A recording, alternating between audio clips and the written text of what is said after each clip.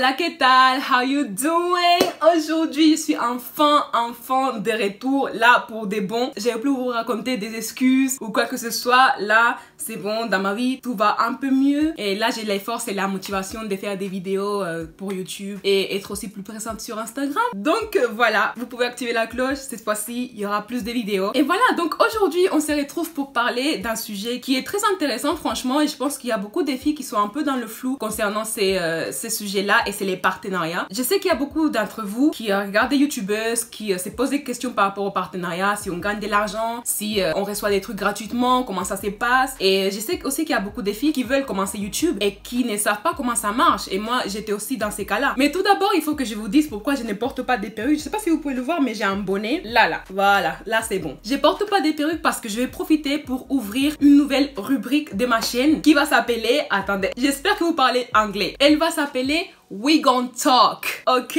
We Gon Talk. Et en fait, pour ceux qui ne comprennent pas l'anglais, c'est un jeu de mots entre le mot wig qui veut dire perruque en anglais et la phrase We Gon Talk qui veut dire un langage familier. On va parler. Et donc, je vais parler des sujets pendant que je pose ma perruque. See, I'm telling you, I have the mind of a I have the mind of a mastermind. What's that? I don't know, but I'm so creative like that.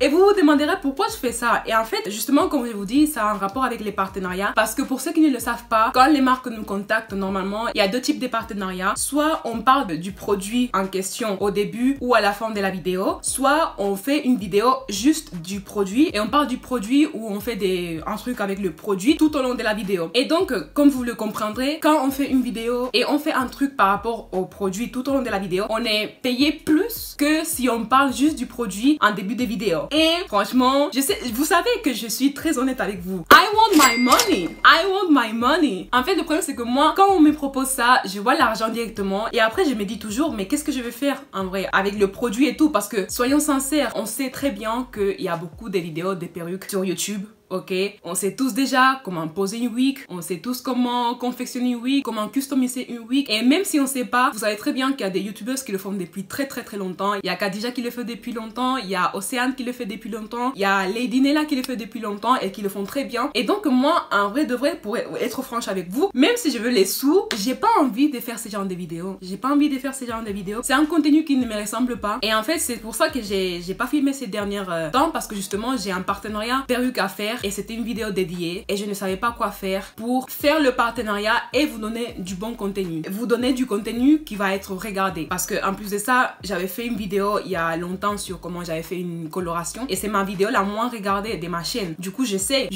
que ça vous intéresse pas, ça m'intéresse pas non plus. Donc je ne sais pas, enfin je vois pas pourquoi je continuerai à faire ça. C'est pas parce que je suis une femme noire et que je porte des perruques que je dois obligatoirement faire des vidéos sur comment poser la perruque, comment la customiser et tout. Je pense qu'on en a pas besoin de ça, ok? Donc, je vais faire la vidéo dédiée un peu plus amusante. Je vais poser la perruque pendant que je parle. Et comme ça, comment ça se dit en français? En espagnol, l'expression c'est matar dos pájaros de un tiro. Et ça veut dire que tu fais deux choses en même temps. Comme ça, tu économises du temps. Donc, la perruque que je vais poser aujourd'hui, c'est une perruque que j'ai confectionnée moi-même. Et c'est des cheveux qui viennent de la marque Samber Hair. C'est des mesh body wave. Et je pense que c'était 3 paquets de 24 pouces et une closure de 20 pouces. Donc, vous voyez, c'est une closure. J'ai juste mis une bande élastique. Je mets pas des peignes, je mets pas les trucs qui rentrent dans les cheveux et tout parce que ça m'arrache les cheveux des devants et tout, donc j'ai arrêté de le faire. Donc voilà, je vais juste la poser. Je vais essayer de définir un peu les boucles et puis c'est tout. Alors, je fais cette vidéo principalement parce que je sais qu'il y a beaucoup de filles qui,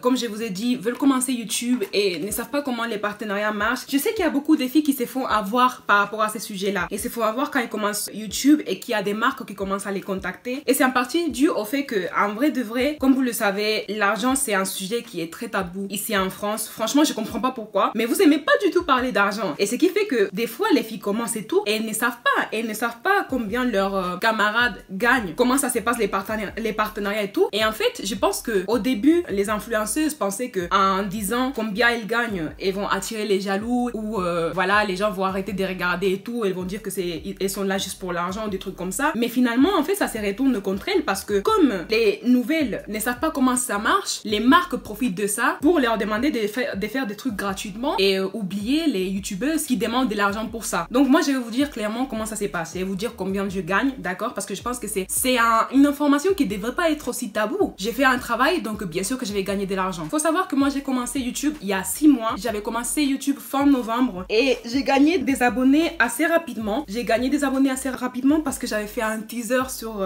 Twitter et j'avais pris 6000 abonnés dans une journée. Donc les marques elles ont commencé à me contacter direct, mais quand je vous dis direct c'est vraiment le lendemain. J'ai commencé à avoir des propositions pour faire des promotions de cheveux, etc. etc. Et donc quand j'ai eu ma première proposition de partenariat, moi je savais pas que les entreprises payaient les filles qui faisaient des pubs et tout ça. Moi je pensais qu'ils payaient en perruque et en vrai de vrai, pour vous dire la vérité, moi je me suis pas inscrite sur YouTube pour recevoir des perruques ou quoi, c'était pas du tout le but. Mais voilà, j'étais contente parce que je savais que ça allait arriver, vous voyez. Mais c'est pas un truc que j'ai cherché. Donc les entreprises elles avaient commencé à me contacter et je me rappelle la première entreprise elle m'avait dit ouais, est-ce que vous pouvez faire la pub pour nous? Et j'ai dit ok, sans souci. Et après ils m'ont demandé ok, vous prenez combien? Et c'est là où j'ai compris qu'ils donnaient pas que les perruques mais qu'ils payaient aussi. Et c'est là que j'ai commencé à faire mes recherches. J'ai pas trouvé grand chose sur le YouTube français. Donc je suis partie voir les youtubeuses américaines et tout ça pour voir si je trouvais des vidéos sur comment ils calculent ce qu'elles doivent demander aux entreprises et tout ça. Et donc voilà, j'ai trouvé en plus de ça, il y a une espèce de logiciel qui s'appelle Social Blue Book qui te donne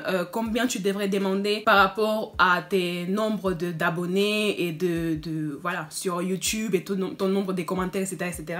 Et voilà, c'est ce que j'ai fait. Donc j'ai donné un prix. Et je vous cache pas que bien évidemment pour mon premier partenariat et tout ça, j'étais un peu gênée de demander à être payée parce que je savais pas quel prix je devais donner exactement. Je savais pas si ils allaient dire que j'abuse ou quoi. Donc voilà, j'ai dit à la marque que je prenais 350 € et ils ont accepté direct. Et à l'époque, j'avais 6500 abonnés et j'ai pris 350 €. Donc en fait, je vous laisse imaginer, même avec 1000 abonnés, vous pouvez déjà prendre un peu de sous et ils vont pas refuser en fait. Mais il faut jamais faire les trucs gratuitement en fait, parce que c'est du taf qu'on fait. Moi je pense que même si vous avez, je sais pas moi, 500 abonnés et tout ça, si les marques commencent à vous contacter, c'est parce qu'ils savent qu'ils peuvent avoir un bénéfice si vous faites la promotion de leurs produits, vous voyez. Ils savent qu'ils vont gagner de l'argent. Je sais qu'au début, peut-être vous vous dites ouais mais en vrai, moi j'ai pas beaucoup de personnes et tout, c'est pas comme si je valais grand chose, c'est pas comme si ils allaient faire des ventes de ouf et tout ça, donc je mérite pas de demander de l'argent. Mais ça c'est faux. Ça c'est faux en fait.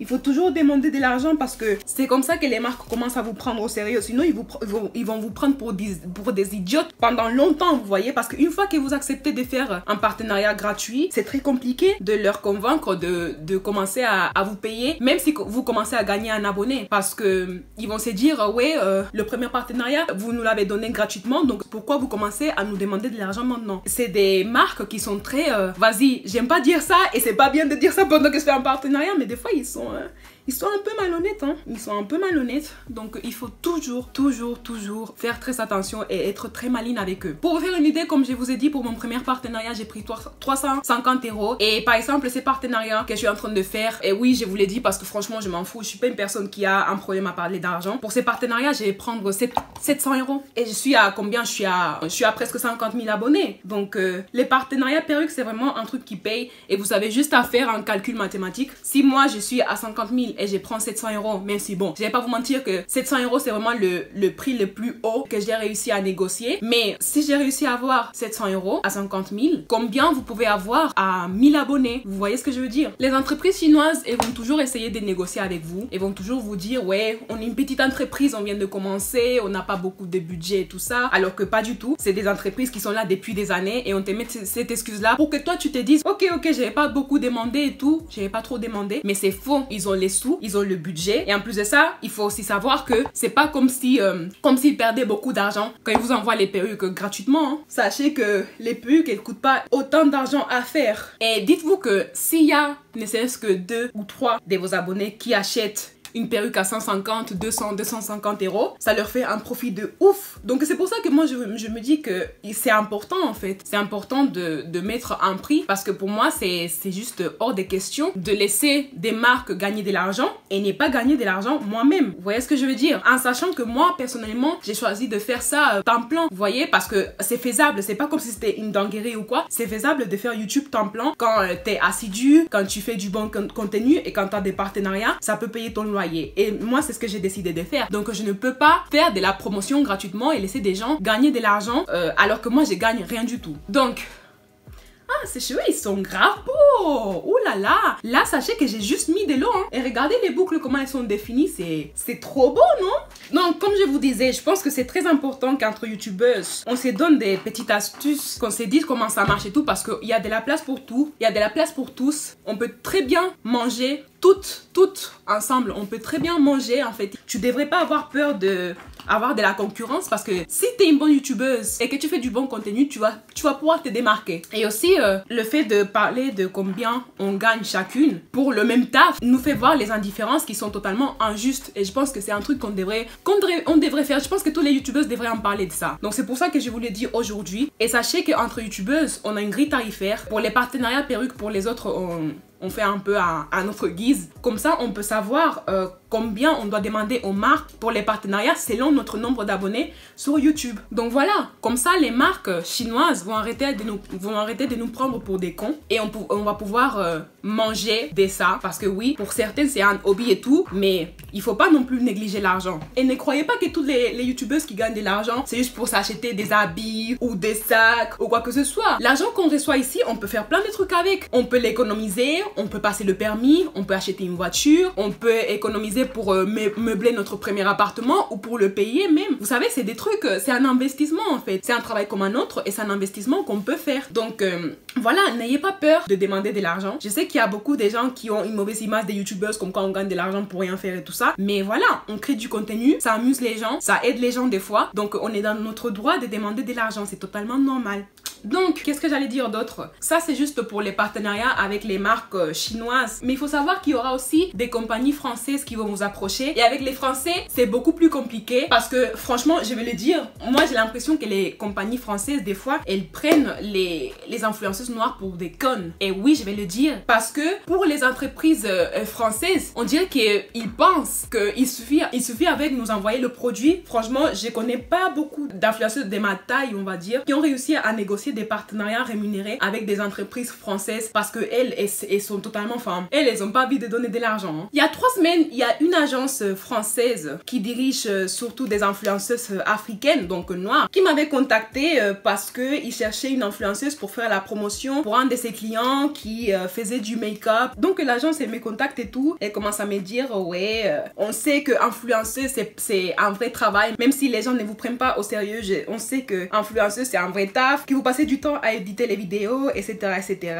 C'est pour ça que nous, on veut vous donner de la visibilité. Il me dit ça, ouais, il y a une marque qui cherche une ambassadrice, etc. etc. Donc, est-ce que ça vous intéresse? J'ai dit oui, ça m'intéresse et tout, pas de souci. Par contre, je ne fais pas des partenariats non rémunérés. Et elle me dit, ah bon? Je dis non. Elle me dit, mais jamais. Je dis non. Et elle me dit, ok, pas de souci.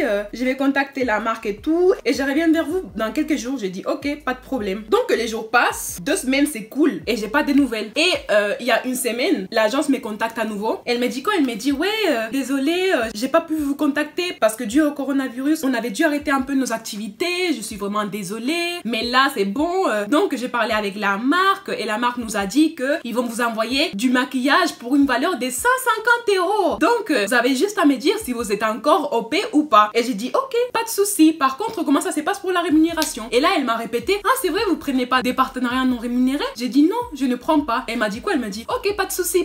Je contacte la marque, je vous rappelle tout de suite. Là, ça fait 1 semaine et demie que j'attends l'appel de l'agence. Tout ça pour vous dire qu'ils nous prennent vraiment pour des connes. Et je parle bien des femmes noires parce que je sais très bien qu'ils n'ont pas ces problèmes avec les influenceuses blanches. Je suis sûre et certaine qu'on est les seuls à qui qui ils proposent juste des produits pour nous payer. Et moi je pense que c'est une perte de temps parce que personnellement je préfère prendre mes sous et aller acheter du make-up et vous faire des reviews sur des produits que moi je veux essayer, des produits que moi j'aime peut-être, que de aller faire la review d'une marque que je ne connais ni d'Adam ni d'Eve sans savoir si je vais aimer, sans savoir si je vais perdre mon temps ou pas. Donc c'est pour ça que j'ai dit que moi je ne prends pas des partenariats non rémunérés. Il y a beaucoup de marques françaises qui disent ouais on n'a pas des budgets, comme les marques chinoises, ouais on n'a pas des budgets et tout ça, alors que c'est pas du tout ça. C'est juste que parce qu'on est noir, ils pensent qu'on n'a pas le droit. Donc moi je pense que entre influenceuses noires, entre youtubeuses noires, on doit faire un accord de ne pas prendre des trucs gratuitement. Parce que même si tu as 100 abonnés, tu as de la valeur. S'il y a des marques qui te contactent, c'est parce que tu as de la valeur. Si vous êtes sur YouTube et que vous donnez des conseils aux gens et que vous passez du temps à éditer des vidéos et tout ça, vous devez prendre votre argent parce que vous le méritez autant que les influenceurs blancs qui eux prennent toujours de l'argent pour faire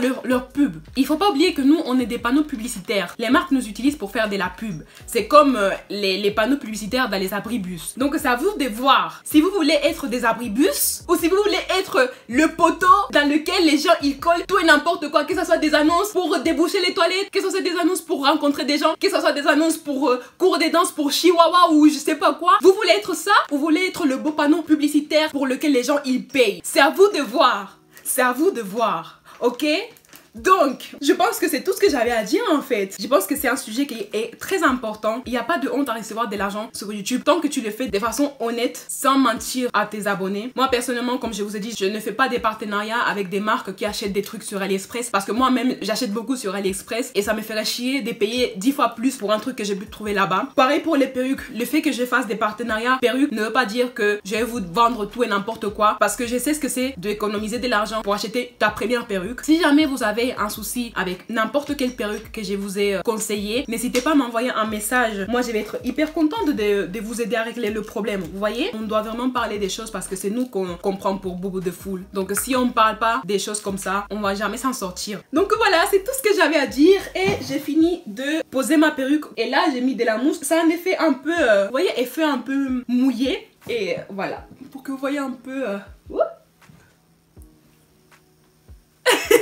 Et c'est tout pour aujourd'hui. J'espère que vous avez aimé cette vidéo. J'espère que vous avez compris un peu ce que j'ai envie de dire. Si vous avez aimé cette vidéo, n'hésitez pas à liker, n'hésitez pas à partager, n'hésitez pas à vous abonner. Cette fois, je suis vraiment de retour. Donc voilà, je vais avoir beaucoup plus de contenu, beaucoup plus de We Gon Talk. Donc restez connectés. Je vous fais des gros bisous et je vous dis à la prochaine. Bisous!